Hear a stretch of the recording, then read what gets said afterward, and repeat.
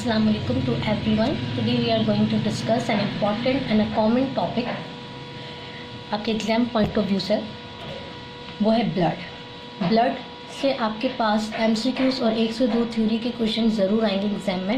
मैं कोशिश करूँगी इस वीडियो में आपको ब्लड से रिलेटेड जितनी भी इंपॉर्टेंट चीज़ें हैं वो सब डिस्कस करवाऊँ। मैंने पास पेपर के कुछ MCQs एंड थ्योरी के क्वेश्चन जो हैं वो एक जगह नोट किए, वो लास्ट में आपसे डिस्कस करूँगी। कोशिश करेंगे कि ब्लड से रिलेटेड जितनी चीज़ें हैं वो सारी डिस्कस कर सकें। चलें तो अब स्टार्ट करते हैं। हमारा टॉपिक है ब्लड। सबसे पहले हम देख लेते हैं व्हाट आर द ऑब्जेक्टिव्स। हमें ब्लड में क्या क्या चीज़ें कवर करनी है। नंबर 1, ब्लड की definition. Number 2, component of blood. Number 3, function of blood. And last but not the least, some diseases related to the blood. इस वीडियो में हम 2 ऑब्जेक्टिव डिस्कस करेंगे, नेक्स्ट वीडियो में हम 2 ऑब्जेक्टिव डिस्कस करेंगे। तो आज हम जो डिस्कस करने जा रहे हैं that are definition and component of blood. तो first objective is definition. What is blood? Blood की अगर हम डेफिनेशन देखें तो ब्लड के लिए कॉमन टर्म यूज होती है जिसे हम कहते हैं fluid connective tissue. Fluid connective tissue क्या है? सबसे पहले कनेक्टिव टिश्यू नाम से ज़ाहिर हो रहा है एक ऐसा टिश्यू जो एक पार्ट को दूसरे पार्ट से कनेक्ट करेगा। हमारी बॉडी में 4 बेसिक टिश्यू हैं। एक है नर्वस टिश्यू, एक है मसल टिश्यू, और एक है एपिथेलियल टिश्यू, और एक है connective tissue. Connective tissue in 4 basic tissue में से एक टिश्यू है। हमारी बॉडी में डिफरेंट टाइप्स की कनेक्टिव टिश्यू है, जैसे कि बोन्स है, कार्टिलेज है, ये भी कनेक्टिव टिश्यू है। ब्लड भी एक कनेक्टिव टिश्यू है, लेकिन ये इन कनेक्टिव टिश्यू से डिफरेंट है क्योंकि ब्लड की जो कंसिस्टेंसी है वो फ्लूइड है। ठीक है, तो इसलिए हम ब्लड के लिए वर्ड क्या यूज़ करते हैं? It is the fluid connective tissue. MCQs में आ सकता है ये कि blood is a epithelial tissue, muscle tissue, nervous tissue और कनेक्टिव टिश्यू। तो आप लगाएंगे कनेक्टिव टिश्यू। प्रॉपर डेफिनेशन के लिए आपको लिखना पड़ेगा fluid connective tissue. Blood is a fluid connective tissue. Proper definition complete अगर हम करें तो blood is a viscous because it has viscosity, red colour का होता है, फ्लूइड कनेक्टिव टिश्यू। ये ब्लड की proper definition, viscous red fluid connective tissue. Blood की अगर pH देखें तो ब्लड की pH आपको याद होनी चाहिए, वो होती है 7.4। ये एक बना बनाया MCQs है, ठीक है। दूसरा, अगर हम क्वांटिटी देखें तो अकॉर्डिंग टू द वेट, हमारी बॉडी में हमारी वेट के हिसाब से 7 to 10% जो होता है वो हमारा ब्लड होता है। लीटर्स में देखें तो 5 to 6 लीटर, ये आपको याद रखना है, ठीक है। pH का MCQs आया हुआ है पास पेपर में, ठीक है। नेक्स्ट ऑब्जेक्टिव पे हम आ जाते हैं। हमारा नेक्स्ट ऑब्जेक्टिव है कंपोनेंट्स ऑफ ब्लड।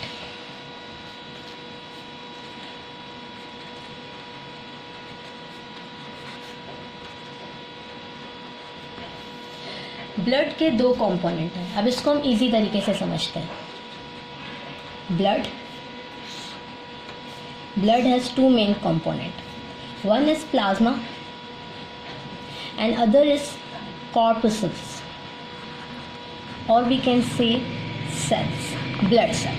जब भी हम ब्लड की बात करते हैं हमारे जहन में आता है कि ब्लड में red blood cell, white blood cell, platelets, वो कार्पसूल्स हैं। जितने कार्पसूल इंपॉर्टेंट है उतने ही ज़्यादा प्लाज्मा इंपॉर्टेंट है। प्लाज्मा क्या है? अच्छा, प्लाज्मा डिस्कस करने से पहले हम इनकी कंसंट्रेशन डिस्कस कर लेते हैं। जाहिर बात है ये और ये दोनों चीज़ें मिलकर ब्लड बना रही है, तो शायद इसकी भी कोई कंसंट्रेशन होगी, इसकी भी कोई कंसंट्रेशन होगी। तो ब्लड में प्लाज्मा होता है 55%, ये आपको याद रखना है, MCQs है। कॉर्पसूल जो होते हैं वो होते हैं 45%, ये एक्यूरेट इनकी अमाउंट है, ये MCQs में आ सकता है। प्लाज्मा 55% एंड कॉर्पसूल 45%, दोनों मिलकर 100% ब्लड बनाते हैं, ठीक है। अब प्लाज्मा क्या है? Plasma consist of 4 things. Number 1 water, number 2 protein, जिसमें एल्ब्यूमिन आ जाता है, ग्लोब्यूलिन आ जाते हैं। Number 3 inorganic salts and number 4 glucose. Plasma consist of 4 things: water, protein, inorganic salt and glucose. ये तीनों चीज़ें होती हैं अबाउट 10% और वाटर होता है 90%। तो प्लाज्मा में सबसे ज़्यादा कंसंट्रेशन में क्या है? वाटर। ठीक है, 10% ये चीज़ें मिलकर बनाती हैं। ये चीज़ें मिलकर बनाती हैं प्लाज्मा, और प्लाज्मा का 55% मिलकर क्या बनाता है? ब्लड। क्लियर? अब हम आ जाते हैं प्लाज्मा का फंक्शन क्या है। प्लाज्मा का फंक्शन ये है कि हमने एक टर्म यूज़ की थी, fluid connective tissue. Blood fluid connective tissue है। फ्लूइड किसे कहते हैं? कोई भी चीज़ जिसके पास एबिलिटी है कि वो फ्लो करे। फ्लो वो तब करेगा जब उसके अंदर वाटर होगा, कोई लिक्विड चीज़ होगी। तो हमारे ब्लड में कॉर्पसल्स हैं, इनऑर्गेनिक सॉल्ट है, प्रोटीन है, ग्लूकोज है, ये सब सब्सटेंसेस हैं, कोई भी वाटरी चीज़ नहीं है। तो प्लाज्मा के अंदर वो चीज़ क्या है? वाटर है, वो 90% है। तो ब्लड की जो फ्लूइड वाली कैपेसिटी है वो किस वजह से आ रही है? प्लाज्मा की वजह से आ रही है, because plasma contain 90% of water. ठीक है, तो प्लाज्मा में वाटर है और वाटर की वजह से ब्लड कैन फ्लो, तो blood can transport one thing to another place, one place to another. So what is the function of plasma? Function देखें तो प्लाज्मा का फंक्शन क्या हो गया? Transportation of nutrient and waste products. Okay, ठीक है। हमारे ब्लड सेल किससे बनते हैं? बोन मैरो से बनते हैं। बोन मैरो क्या है? Spongy tissue. The tissue they are form by the group of the stem cell. Stem cell जो हैं वो डिवाइड होते हैं, पहले वो बनाते हैं 2 ग्रुप, एक बनाते हैं माइलॉइड, दूसरे वो बनाते हैं लिम्फॉइड। माइलॉइड से फिर अलग ब्लड सेल बनेंगे, लिम्फॉइड से फिर अलग ब्लड सेल बनेंगे। हमें red blood cell, white blood cell, platelet सब यहीं से ही बनाने हैं, बोन मैरो में ही बनाना है। माइलॉइड प्रोजेनेटर से एक सेल बनता है जिसके पास पहले तो न्यूक्लियस होता है, लेकिन जब अपने मैच्योरेशन कर लेता है, कंप्लीट कर लेता है, तो अपना न्यूक्लियस डिसअपियर कर देता है, गायब कर देता है, क्योंकि उसने न्यूक्लियस की जगह पे भी क्या फिल करना होता है? हीमोग्लोबिन। तो हीमोग्लोबिन से क्या है जहन में आता है? तो क्या बनेगा? रेड ब्लड सेल बनेगा। तो माइलॉइड सीरीज से एक सेल्स बन रहे हैं जो जिनके पास इनिशियली न्यूक्लियस है, लेकिन आफ्टर द मैच्योरेशन उनका न्यूक्लियस डिसअपियर हो जाता है, क्योंकि यहाँ पे क्या फिल हो गया है? Haemoglobin. Erythrocyte red blood cell का दूसरा नाम है। माइलॉइड सीरीज से एक और सेल बनता है जिसे हम क्या कहते हैं? Mast cell. मास्ट सेल हमारे बेसिकली ये सेल्स हैं हमारे इम्यून सिस्टम के, जो हिस्टामिन को स्टोर करते हैं, और जब भी कोई इन्फ्लेमेटरी या एलर्जिक रिएक्शन होता है तो ये अपना रिस्पॉन्स प्रोड्यूस करते हैं। एक और सेल बनता है जिसे हम क्या कहते हैं? मेगा कैरियोसाइट, जो फ्रेगमेंट में ब्रेक डाउन होते हैं और बन जाते हैं थ्रोम्बोसाइट्स। थ्रोम्बोसाइट्स दूसरा नाम है किसका? प्लेटलेट्स का। माइलॉइड सीरीज से एक और सेल बनता है जिसे हम क्या कहते हैं? माइलोब्लास्ट। माइलोब्लास्ट से आगे चल के बनने वाले हैं वाइट ब्लड सेल। 5 तरह के वाइट ब्लड सेल्स होते हैं, जिनमें से 4 इस माइलोब्लास्ट से ही बनेंगे। बस एक ऐसा वाइट ब्लड सेल है जो माइलोब्लास्ट से नहीं बनेगा, वो बनेगा हमारा लिम्फॉइड सीरीज से। ठीक है, माइलोब्लास्ट से पहला जो बन रहा है वो हमारे पास बन रहा है बेजोफिल, एक बन रहा है न्यूट्रोफिल, एक बन रहा है इजिनोफिल, और एक बन रहा है मोनोसाइट, जो इमेच्योर वाइट ब्लड सेल है, जो अपनी मैच्योरेशन के बाद कन्वर्ट हो जाता है मैक्रोफेज के अंदर या मैक्रोफेजेस के अंदर, और वो अपना रिस्पॉन्स प्रोड्यूस करता है। ठीक है, तो 4 वाइट ब्लड सेल्स हैं, 4 वाइट ब्लड सेल बन रहे हैं माइलोब्लास्ट से। कौन सा वाइट ब्लड सेल नहीं बन रहा? लिम्फोसाइट नहीं बन रहे। वो लिम्फोसाइट किससे बनेंगे? हमारे दूसरी सीरीज से। क्लियर? माइलॉइड प्रोजेनेटर से 4 सेल बन रहे हैं, मेगा कैरियोसाइट्स जो प्लेटलेट्स बनाएंगे, एरिथ्रोसाइट, मास्ट सेल, और माइलोब्लास्ट जो आगे चल के 4 वाइट ब्लड सेल बनाएंगे, एक्सेप्ट लिम्फोसाइट। स्टेम सेल ने जो दूसरा ग्रुप बनाया था उसका नाम क्या था? Lymphoid progenitor. उससे 2 सेल बनेंगे जिसका इंपॉर्टेंट रोल हमारा इम्यून सिस्टम में ही होता है। एक होता है स्मॉल लिम्फोसाइट्स और एक होते हैं large granular lymphocytes. Large granular lymphocyte को हम नेचुरल किलर सेल भी कहते हैं। ये नेचुरल किलर सेल, इनका भी हमारे इम्यून सिस्टम में रोल है, तो हम इसको इम्यूनिटी में ज़्यादा फोकस करेंगे, इम्यूनिटी वाले टॉपिक के अंदर। स्मॉल लिम्फोसाइट्स जो हैं वो 2 टाइप से होते हैं, एक होते हैं टी सेल और एक होते हैं B cell. B cell monocyte की तरह इमेच्योर होते हैं, जब वो मेच्योर होंगे तो उनकी फॉर्म होगी प्लाज्मा सेल। क्लियर? ये पूरा चार्ट डिस्कस करवाने का मकसद ये है कि मैं ये बताना चाह रही हूँ कि जितने भी ब्लड सेल हैं वो सारे घुमा फिरा के आए कहाँ से हैं, बोन मैरो में बने हैं। बोन मैरो में स्टेम सेल्स हैं। स्टेम सेल को हम कहते हैं मल्टी पोटेंशियल, मतलब इनके पास एबिलिटी है कि वो मल्टीपल सेल बना सकते हैं। हिमेटोपोइटिक कौन से सेल, ब्लड सेल बना सकते हैं। आप देखें रेड ब्लड सेल भी यहीं बने, वाइट ब्लड सेल भी यहीं बने, प्लेटलेट्स भी यहीं बने, मास्ट सेल भी यहीं बना और नेचुरल कलर सेल भी यहीं बने। तो stem cells they are the parent of blood cell, और ये स्टेम सेल्स कहाँ होते हैं, बोन मैरो के अंदर। ठीक है, अब हम एक एक करके सारे कॉर्पसल डिस्कस करते हैं। ब्लड सेल में सबसे कॉमन और हमेशा हमें याद रहता है जो, वो क्या है हमारे पास, रेड ब्लड सेल आरबीसीज, जिसको हम एरिथ्रोसाइट्स भी कहते हैं। ये आपको इसका सेकंड नाम याद रखना है, कभी कभी एमसीक्यूज में पूछ सकते हैं। सॉरी स्पेलिंग मिस्टेक, एरिथ्रोसाइट, ये इसका सेकंड नाम है। रेड ब्लड सेल का अगर हम स्ट्रक्चर देखें तो रेड ब्लड सेल जो होते हैं वो क्या होते हैं, नॉन न्यूक्लिएटेड। अभी जैसे मैंने आपको बताया कि जब ये सेल बनते हैं तब तो इनके पास न्यूक्लियस होता है, लेकिन जब ये मैच्योरेशन के टाइम पे आते हैं तो इनका न्यूक्लियस डिसअपीयर हो जाता है और क्या फिल्ड हो जाता है, हीमोग्लोबिन। ठीक है, तो ये सेल क्या होते हैं, नॉन न्यूक्लिएटेड। इनका स्ट्रक्चर क्या है, दे आर नॉन न्यूक्लिएटेड। अगर हम रेड ब्लड सेल की शेप देखें तो red blood cell are biconcave in shape. Red blood cell की अगर हम साइज देखें तो red blood cells are 7 to 8 micron in diameter. ये सारे सीधे सीधे एमसीक्यूज है। रेड ब्लड सेल हमेशा कंफ्यूज करने के लिए आता है कि न्यूक्लिएटेड नॉन न्यूक्लिएटेड, तो आपको याद रखना है red blood cells are non nucleated क्योंकि इसमें हीमोग्लोबिन होता है। अच्छा, रेड ब्लड सेल की फॉर्मेशन कहाँ होती है, रेड ब्लड सेल की फॉर्मेशन अभी हमने डिस्कस किया, कहाँ होगी, बोन मैरो में होगी। क्लियर। रेड ब्लड सेल बनते हैं तो इनकी कोई लाइफ स्पेन होती है, तो इनकी लाइफ स्पेन आपको याद रखनी है कितनी होती है, 120 डे। 120 डे के बाद जाहिर बात है ये डिस्ट्रक्शन की तरफ जाएंगे, और जब ये डिस्ट्रक्शन होते हैं तो इनका डिस्ट्रक्शन एरिया होता है जैसे हम graveyard of red blood cell भी कहते हैं। हमेशा एमसीक्यू इस तरीके से आता है कि graveyard of the red blood cell is, तो आपको ये याद रखना है, स्प्लीन। क्लियर। ये रेड ब्लड सेल से रिलेटेड कुछ इंपॉर्टेंट पॉइंट्स हैं। ठीक है, अब रेड ब्लड सेल के पास, अच्छा इनके पास न्यूक्लियस भी नहीं है, इनके पास कोई ऑर्गेनल भी नहीं होता है, mitochondria, Golgi apparatus, endoplasmic reticulum कुछ भी नहीं होता है इनके पास। रेड ब्लड सेल के पास फिर है क्या, रेड ब्लड सेल के पास दो इंपॉर्टेंट चीज़ है, एक है हीमोग्लोबिन और एक है कार्बोनिक एनहाइड्रेज एंजाइम, सॉरी। ठीक है, हीमोग्लोबिन, बार बार मैं वर्ड यूज कर रही हूँ, हीमोग्लोबिन। हीमोग्लोबिन क्या है, haemoglobin is a iron containing protein जो रेड ब्लड सेल के अंदर होती है। Red blood cell is a biconcave, और sorry red blood cell is biconcave. ठीक है, इसके अंदर क्या होते हैं, पूरा फिल्ड हुआ होता है क्या, हीमोग्लोबिन। हीमोग्लोबिन खुद क्या है, it is a iron containing protein.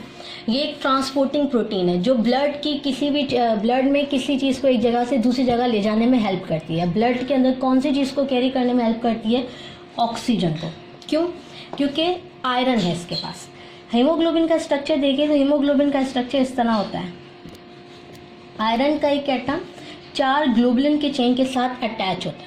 ठीक है, हीमोग्लोबिन में जो आयरन है, एक आयरन के पास लिमिट है या एबिलिटी है कि वो एक टाइम पे 4 ऑक्सीजन के साथ बाइंड हो सकता है।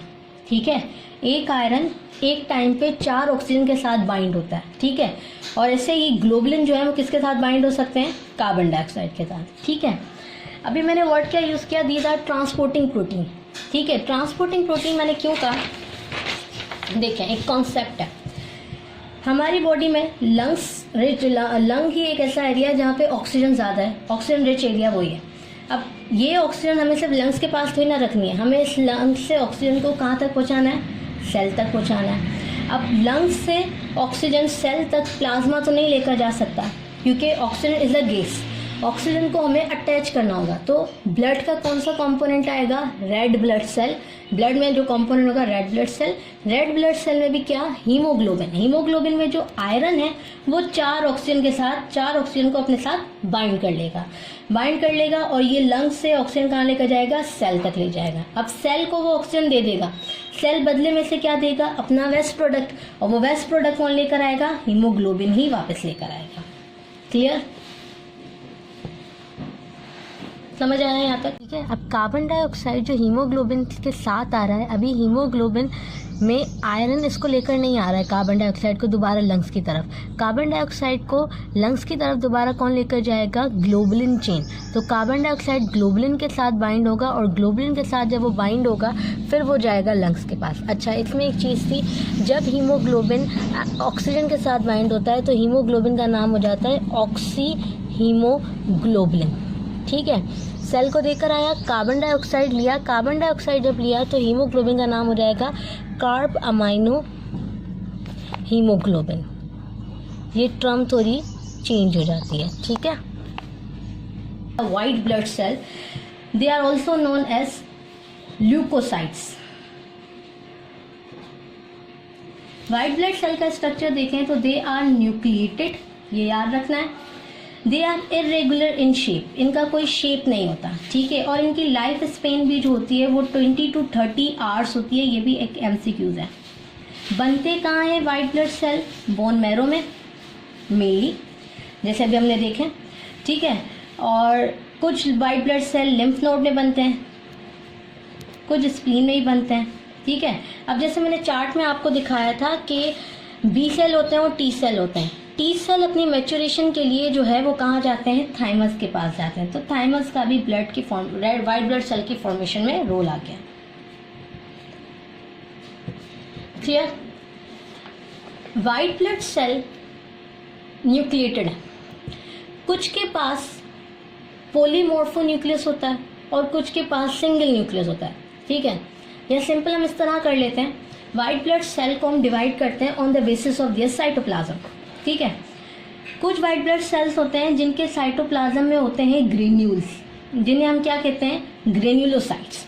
कुछ वाइट ब्लड सेल्स होते हैं जिनके साइटोप्लाज्म में कोई ग्रेन्यूल नहीं होता और वो होते हैं क्लियर, तो उन्हें हम क्या कहते हैं, ए ग्रेन्युलोसाइट। सिंपल इस तरह कर लेते हैं, ये साइटोप्लाज्म में कोई ग्रेन्यूल नहीं है, ये वाइट ब्लड सेल है, साइटोप्लाज्म में ग्रेन्यूल है। ठीक है, अब जो वाइट ब्लड सेल ग्रेन्युलोसाइट्स होते हैं वो वाइट ब्लड सेल के पास जो न्यूक्लियस होता है वो पॉलीमॉर्फो न्यूक्लियस होता है, मतलब उसकी शेप मल्टीपल होती है और बहुत सारे न्यूक्लियस होता है उसमें, 1 से 2 न्यूक्लियस होगा। ए ग्रेन्युलोसाइट जो होते हैं वो वाइट ब्लड सेल वो हमेशा क्या होते हैं, सिंगल न्यूक्लिएटेड होते हैं, तो हम उसने क्या कहते हैं, mononuclear white blood cell. ठीक है, और जो ग्रेन्युलोसाइट है उनको हम न्यूक्लियस की बेस पे एक और नाम देते हैं, क्या देते हैं, polymorphonuclear white blood cell. ठीक है, इसका मतलब जो ग्रेन्युलोसाइट होगा वो पॉलीमॉर्फो न्यूक्लियस होगा, जो ए ग्रेन्युलोसाइट होगा वो मोनो न्यूक्लियर होगा। ठीक है, अब हमें पता है वाइट ब्लड सेल 5 हैं, तो कुछ ग्रेन्युलोसाइट्स होंगे, कुछ ए ग्रेन्युलोसाइट्स होंगे, तो अब आपको वो नाम याद रखना है। जो ग्रेन्युलोसाइट्स होते हैं वो है न्यूट्रोफिल, बेसोफिल एंड इजिनोफिल। ठीक है, जो ए ग्रेन्युलोसाइट्स हैं वो है मोनोसाइट एंड लिम्फोसाइट्स। ग्रेन्युलोसाइट को तो आप इस निमोनिक से भी याद रख सकते हो, बैन से, बेसोफिल, इजिनोफिल एंड न्यूट्रोफिल। मोनोसाइट, बाकी जो ए ग्रेन्युलोसाइट्स बचे वो तो बाकी जो 2 हैं वही हैं, monocytes and lymphocytes. Clear? White blood cell are of 2 types, granulocytes, A granulocyte. Granulocytes are always polymorphonuclear and A granulocytes are mononuclear. Granulocyte में कौन आ जाते हैं, neutrophil, basophil and इजिनोफिल, and A granulocytes में कौन आ जाते हैं, मोनोसाइट एंड लिम्फोसाइट्स। क्लियर? अच्छा, अब हम इनका थोड़ा फंक्शन डिस्कस कर लेते हैं। फंक्शन, न्यूट्रोफिल प्लस मोनोसाइट्स, इन दोनों का एक ही काम है और वो है फेगोसाइटोसिस। फेगोसाइटोसिस क्या होता है, सेल ईटिंग प्रोसेस। ठीक है। अब दोनों का काम एक है, लेकिन इनमें थोड़ा सा डिफरेंस। क्या? ये कोई माइक्रो ऑर्गेनिज्म आया, न्यूट्रोफिल जैसे देखेगा डायरेक्ट उसे इनगल्फ कर लेगा, इससे भी ख़त्म कर देगा, खुद को भी ख़त्म कर देगा। लेकिन जब कोई माइक्रो ऑर्गेनिज्म आया, मोनोसाइट ने आना है, तो मोनोसाइट पहले तो हमें पता है ये क्या है, इमेच्योर फॉर्म है। तो इसको पहले अपने आप को कन्वर्ट करना होगा किसमें, मैच्योर फॉर्म में, जैसे हम क्या कहते हैं, मैक्रोफेज। मैक्रोफेज फिर उसको इंगल्फ करेगा, इसको इंगल्फ करेगा, खुद खत्म नहीं होता है, वो खुद किल नहीं होता है, कुछ टाइम तक वो स्टे करता है। तो न्यूट्रोफिल और मैक्रोफेजेस में फ़र्क क्या है, इसका एक्शन रैपिड होता है, इसका स्लो होता है। ये विद इन माइक्रो ऑर्गेनिज्म खुद भी डिस्ट्रॉय हो जाता है, ये माइक्रो ऑर्गेनिज्म के बाद भी सर्वाइव करता है। ठीक है।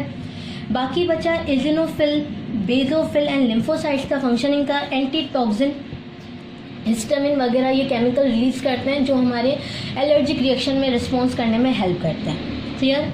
वाइट ब्लड सेल हो गए। अब हमारे पास लास्ट जो बचा है वो हमारे पास क्या बचता है, platelets. Platelets are also known as thrombocytes. Platelets कहाँ बनते हैं, बोन मैरो में। ठीक है। प्लेटीलेट्स बोन मैरो में किससे बनते हैं, मेगा कैरियोसाइट से। वही चीज़ रिपीट कर रही हूँ, मेगा कैरियोसाइट